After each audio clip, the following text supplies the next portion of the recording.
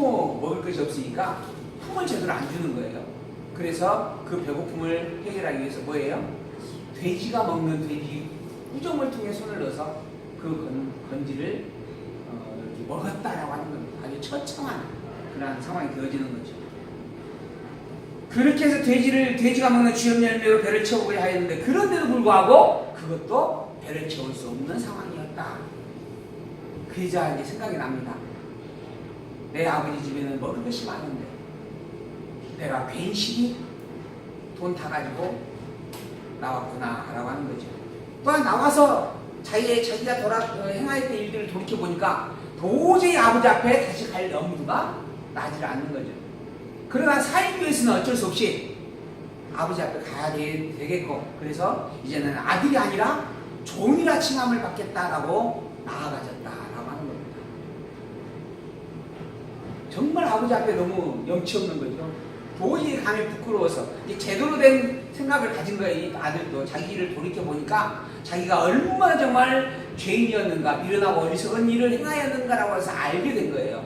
근데 이것도 알지 못하면 어떻게 해요? 아버지한테 또 쫓아가가지고 돈 또 내놔라고 하죠. 이미 내가 돈을 받았지만 있는데 또 다 내놔라고 하고 안 내놓으면 아버지가 칼로 치려고 해보지 않는 거예요. 요즘 시대가 그런 시대가 되어버렸습니다. 근데 그건 제정신이 아닌 거예요. 그건 아들이 자기가 어떤 일을 행했는가라고 하는 것을 전혀 되새겨보지 못하는 정말 정신없는, 정말 부족한 그런 존재라고 하는 거죠.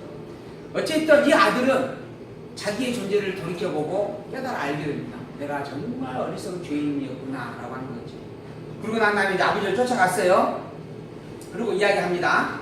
아버지여, 내가 하늘과 아버지께 죄를 얻어 싸우니 지금부터는 아버지 아들이라 일컬음을 감당치 못하겠나이다. 나를 품꾼의 하나로 써주십시오 라고 하는 겁니다. 그런데 그 탁 걸어오는 그 아들을 멀리서 찾아보게 되는 그 아버지가 신발을 신지 않고 뛰어나옵니다. 그리고 그 아들을 껴안죠. 그리고 이야기합니다. 종에게 이르되 제일 좋은 옷을 내어다가 입히고 손에 가락지를 끼우고 발에 신을 신기라. 이게 신발도 신지 못하고 지금 오고 있는 거예요. 이 아들입니다. 신을 신기라. 그리고 살찐 송아지를 끌어다가 잡으라. 우리가 먹고 즐기자. 이 내 아들을 죽었다가 다시 살아났으며 내가 잃었다가 다시 얻었다 라고 하는 겁니다. 정말 이 아버지가 너무너무 살아왔다라는 그 한 가지만으로도 너무너무 감사하고 기뻐한 거예요. 내가 태워준 재산을 다 잃어버렸느냐 안 잃어버렸느냐 이게 중요한 게 아니에요. 자기의 잘못을 돌이켜 회개하고 돌아왔다라고 하는 이 한 가지만이 이 아버지에게는 너무너무 정말 기쁜 일이었다라고 하는 겁니다. 그래서 자기의 또 재산을 가지고 소를 잡고 그리고 금가락지를 끼워주고 좋은 옷을 입히고 그랬다라고 하는 겁니다. 이처럼 죄인 하나가 회개하고 돌아오는 것을 하나님은 참으로 기뻐하시는 분이다 하면서 지금 유대인들을 향해서 이야기를 하는 겁니다. 너희들이 나를 십자가에 내어 죽이고 그리고 나를 못 박고 나를 배척하고 버리고 그렇게 되어질 것이지만은, 그러나 그 모든 것들을 돌이켜 깨닫고 죄인 것을 알고 그리고 진정으로 회개하여 하나님에게 다시 돌아온다면 돌아오는 자는 정말 하나님이 기뻐하고 사랑하게 되어진다. 그가 정말 천국의 참 복을 누리는, 천국에서 떡을 함께 먹고 나눌 수 있는 천국의 백성이 틀림없다 라고 하는 그런 말씀을 해주고 위로하는 것이죠. 근데 이제 또 이 뒤에서 맏아들이 하나 나와요. 이 맏아들이 밭에 일하러 갔어요. 아버지가 야 너 오늘 일 좀 하고 오늘 안 했으니까 또 일을 하고 간 거예요. 가가지고 열심히 일을 하고 왔는데 오다 보니까 집에서 막 소리가 이렇게 잔치를 벌린 소리가 나는 거예요. 그래서 저게 무슨 소리냐 하고 물었어요. 그랬더니 당신의 동생이 죽은 줄 알았던 동생이 살아 돌아왔고, 그래서 당신의 아버지가 너무 기뻐서 소를 잡고 잔치를 베풀었습니다. 이 이야기를 들으니까 맏아들이 화가 났어요. 그래서 맏아들이 아버지에게 한마디 합니다. 뭐라고 그랬어요? 나에게는 당신 말 그렇게 잘 듣고 열심히 당신을 보살피고 부양한 나에게는 소 한 마리 잡아주지, 소가 아니죠. 염소 한 마리 잡아주지 아니하고 당신의 그 모든 재산을 다 탕진하는 그 아들내미한테는 소를 잡아줍니까? 화가 난 겁니다. 그때 아버지가 하시는 말씀 뭐예요? 얘야, 너는 항상 나와 함께 있었으니 내 것이 다 네 것 아니었느냐. 내 동생은 죽었다가 살았으며 내가 잃었다가 얻은 뒤로 우리가 즐거워하고 기뻐하는 것이 뭐한다고요? 마땅한 일이다. 그런 심정이 이 피조 세계에서 타락하여 죄 덩어리로 살아가고 있는 우리를 향한 하나님의 마음이다 라고 이야기를 해주는 겁니다. 사실 우리가 이 마다들과 비교되어진다고 한다면 마다들에게도 너무 부끄러울 수밖에 없는 존재입니다. 감히 형을 형이라 부르지 못하고 형님 나를 종으로 부르십시오 라고 이야기할 수밖에 없는, 안 그래요? 같은 성질을 본다면 형님은 그대로 끝까지 아버지를 모시고 있었고 나는 완전히 방탕한 생활을 다 하면서 가지고 있는 아버지 재산까지 다 또한 털어먹고 왔잖아요. 그러니 형님 얼굴 보기에는 낯짝이 정말 없죠. 그런데 하나님은 그런 아다들보다 회개하고 돌아온 나를 더 어렵게 여기고 사랑해 주신다라고 합니다. 또한 그를 위하여서 당신의 사랑하는 당신의 하나밖에 없는 독생자인 아들 예수 그리스도 이 땅에 보내주셨다라고 합니다. 그리고 나의 죄를 대속하기 위하여 십자가의 그 무거운 고통의 짐을 짊어지게까지 하셨다라고 하는 겁니다. 무엇 때문에? 그만큼 나를 사랑하기 때문에, 그만큼 성도인 우리를 사랑하기 때문에 그랬다라고 하는 겁니다. 그리고 그 사랑의 최종적 결정책, 내가 말씀을 통하여 회개하게 되어진다라고 하는 겁니다. 내가 진정으로 예수님이 정말 하나님께서 보내신 하나님의 아들 그리스도가 틀림없다라고 하는 것을 깨달아 알고 신뢰하고 인정하게 되어지는 그 일, 그게 하나님께서 가장 기뻐하는 일이다라고 하는 겁니다. 그리고 그 신앙의 고백이 나로 하여금 이 타락된 죄에서 참 자유를 얻게 하는 천국의 복음이다라고 하는 것이죠. 그 잃어버린 아들, 그게 오늘의 우리입니다. 그리고 이 아들이 다시 하나님 앞에 돌아가 줄 수 있었던 것은 우리를 대신하여 서 십자가에 못 박혀 죽으신 예수님 때문입니다. 그래서 우리에게 예수님은 감사와 찬양을 드리기에 합당한 일이에요. 영원토록 이 찬양을 멈출 수 없는 우리가 되어야 마땅한 일이다라고 그렇게 고백하지 아니할 수가 없는 것이죠. 또 제자들에게 이야기합니다. 16장 1절.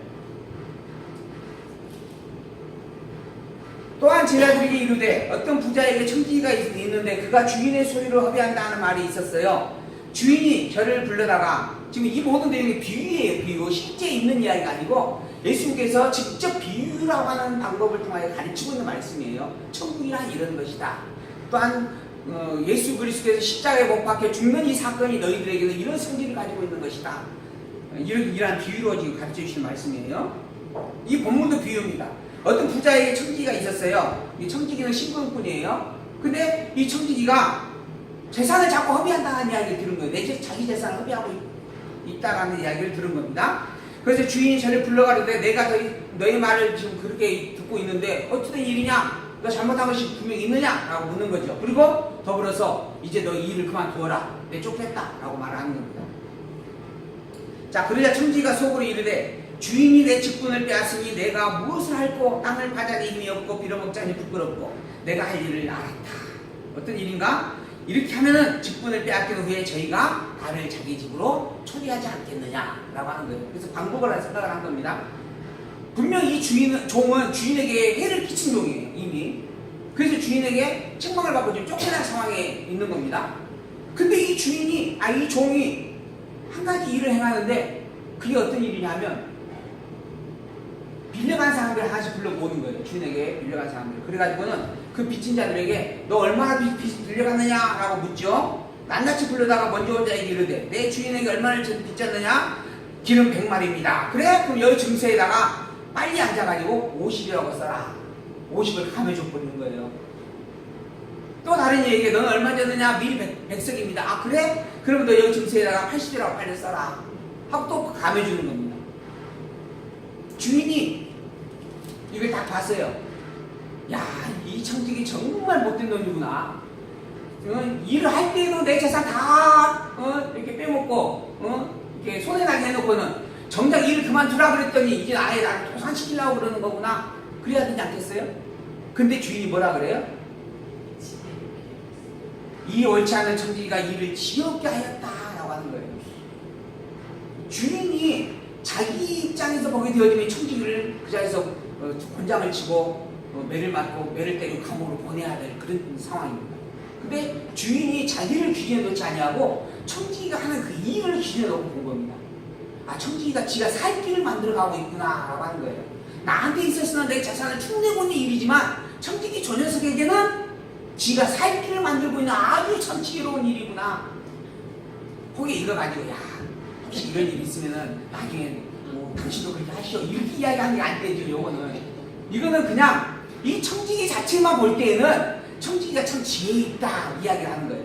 그래서 뭐라 하냐면 이 세대 아들들이 자기 시대에 있어서는 빛의 아들들보다 더 지혜롭다. 지금 요걸 이야기해 주는 거예요. 비유로. 그 일 자체가 옳으냐 그르냐를 말하는 게 아니고 그 일을 행하고 있는 청지기가 지혜롭냐 지혜롭지 않느냐라고 말하고 있는 거죠. 청지기 자기가 살 방법으로서는 너무너무 잘하고 있는 일을 했다라고 하는 겁니다. 하물며 세상에 속한 세상의 아들들도 세상에 자기 때에 대해서 이렇게 지혜로운데 하나님의 아들된 자들이 왜 이렇게 지혜가 없느냐라고 책망하는 겁니다. 즉 예수가 그리스도 이 땅에 왔어요. 예수 그리스도를 이 땅에 보내신 하나님의 뜻을 알고 있는 하나님의 백성이라면 마땅히 예수 그리스도를 영접할 수밖에 없는 거고 영접해야 되는 거예요. 예수와 그리스도를 깨닫지 않을 수가 없는 거예요. 깨달아야 마땅한 겁니다. 이게 하나님의 천국에 속한, 즉 빛에 속한 아들들의 마땅한 일입니다. 근데 이 선민이라고 칭함을 받는 유대인들이 예수님을 그리스도로 인정하는 것이 아니고 오히려 배척하고 있는 거예요. 그래서 이야기하는 겁니다. 하나님의 백성이라고 하는 이 너희들이 어찌 세상에 속한 자들과도 지혜롭지 못하느냐. 세상에 속한 자도 불의할지라도 자기가 살 길에 대해서는 아주 이렇게 냉철하게 잘 아는 그런 지혜를 가졌는데 어찌 너희들은 너희의 정말 생명이 되어지는 그리스도 예수를 알아보지 못하느냐. 그렇게 책망을 하는 겁니다. 그리고 난 다음에 내가 너희에게 말하느니 불의의 제물로 친구를 사기라. 그리하면 없어질 때의 죄가 영원한 처소로 너희를 영접하리라. 지극히 작은 것에 충성된 자는 큰 것을 충성되고 지극히 작은 것에 불의한 자는 큰 것에도 불의하리라. 너희가 만일 불의한 제물에 충성하지 아니하면 누가 참된 것을 너희에게 맡기겠느냐. 너희가 만일 남의 것에 충성하지 아니하면 누가 너희의 것을 너희에게 주겠느냐. 집 하인이 두 주인을 섬길 수 없나니 혹 이를 미워하고 저를 사랑하거나 혹 이를 중히 여기고 저를 경히 여길 것이니라. 너희가 하나님과 재물을 겸하여 섬길 수가 없느니라. 딱 이야기하는 거야. 하나님과 재물이에요. 즉 예수 그리스도와 예수 그리스도를 배척하는 일이에요. 세상에 속한 것과 천국에 속한 것이에요. 이걸 비교해서 이야기하는 겁니다. 그래서 혹여 불의한 재물을 가졌다 할지라도 그걸로 차라리 친구를 사귀어라. 예수가 그리스도라고 하는 이 신앙의 중심에서 예수를 그리스도로 영접하고 예수 그리스도와 함께하는 자가 되어져라 하는 그런 의미의 말씀으로 지금 교훈을 해주고 있는 겁니다. 지극히 작은 것이라도 충성하게 행하는 자에게 그 주인이 마땅히 더 큰 것을 맡기는 것이 당연한 이치인 것처럼 예수를 그리스도로 아는 자에게 하나님께서 천국에 복을 주는 게 마땅하다. 예수를 그리스도로 알지 못하는 것은 아무것도 아니다 라고 하는 그런 부분으로 그 가장 기본적인 중심을 밝혀주고 있는 그런 내용의 가르침입니다.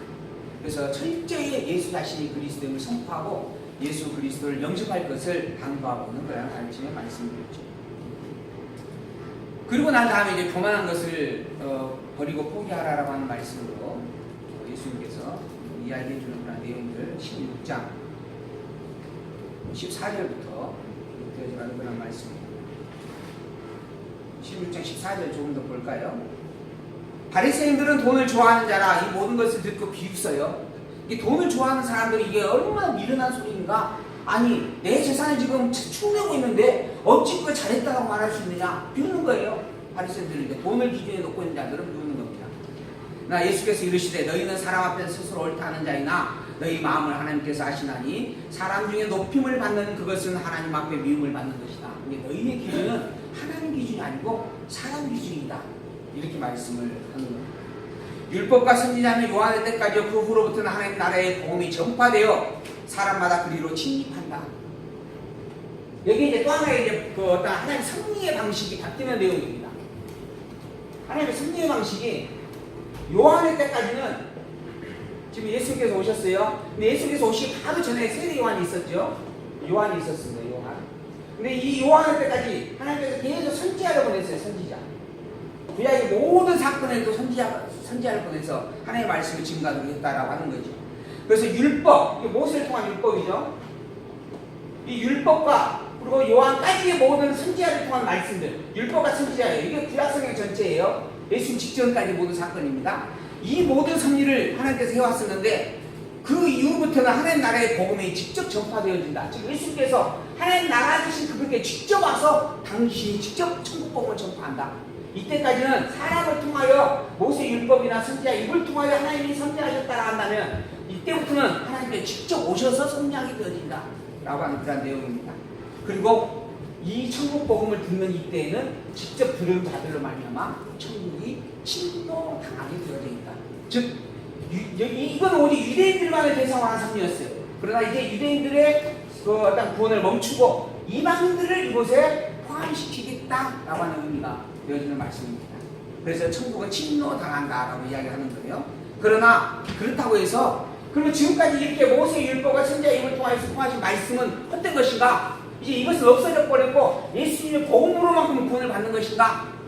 혹여 그렇게 이야기할 수 있는데 이야기 17절 그러나 율법의 한 획도 떨어짐보다 천지가 없어지는 것이 쉬우니라. 율법, 이 모세 율법과 선지자의 말씀은 없어지는 게 아니다. 모세 율법이나 선지자의 말씀이 실체로 이거 모형이었고 이거 실체로 드러나는 일이다라고 가르쳐 주는 거예요. 이거 예수님 몸으로 말미암아 이것은 없어져 버리는 언약이고 이건 새 언약이고 이렇게 되는 게 아니고 이 언약은 실체인 예수 그리스도를 통해서 완전히 이루어질 것에 대한 예표요 약속이었다. 이런 의미의 내용입니다. 그래서 율법의 한 획도 천지가 없어지는 것보다 더 없어지지 아니한다. 무릇 그 하늘을 버리고 다른 데 장가든 자도 가늠하고 그 버리는 자에게 장가드는 것도 가능합니다. 모세 율법대로 그대로 적용이 되어진다. 예수님 시대에서. 그러니까 예수님께서 말씀하시는 이 복음이라고 하는 것이 모세 율법과 선지자 입을 통하여 증거한 복음과 다를 게 없다. 똑같다라고 하는 거예요. 단지 섭리의 방식이 이때는 모세 율법과 선지자 입을 통하여 섭리가 되어졌다고 한다면 예수님께서 오신 이때부터는 직접 하나님 당신이 와갖고 섭리하는 일이다. 이러한 방식의 다름이 있다라고 하는 것을 이야기하고 있는 거예요. 이걸 우리는 율법의 마침이라고 해요. 율법의 마침. 율법의 완성 또는 마침. 이 율법이 없어졌다라고 하는 거예요. 그것이 아니에요.